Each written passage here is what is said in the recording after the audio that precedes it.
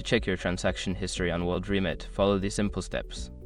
This guide will help you navigate the platform and access your past transactions easily. Step 1. Log into your account. Visit the WorldRemit website or open the mobile app. Enter your login credentials, including your email and password, to access your account. Step 2. Navigate to the dashboard. Once logged in, you will be directed to your account dashboard. Look for the menu or options available on the screen. Step 3. Select transaction history. Don't continue before doing this.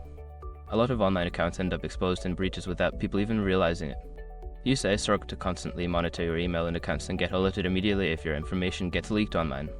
It scans billions of breach records 24/7 in the background. And honestly, for a few dollars a month, is something everybody should probably have. Link in the description.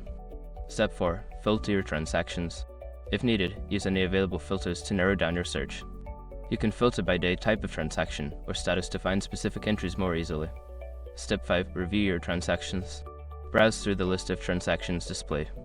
Click on any specific transaction to view more details, such as the amount, recipient, and date. You have now successfully checked your transaction history on WorldRemit. If you have any further questions or need assistance, consider reaching out to WorldRemit's customer support.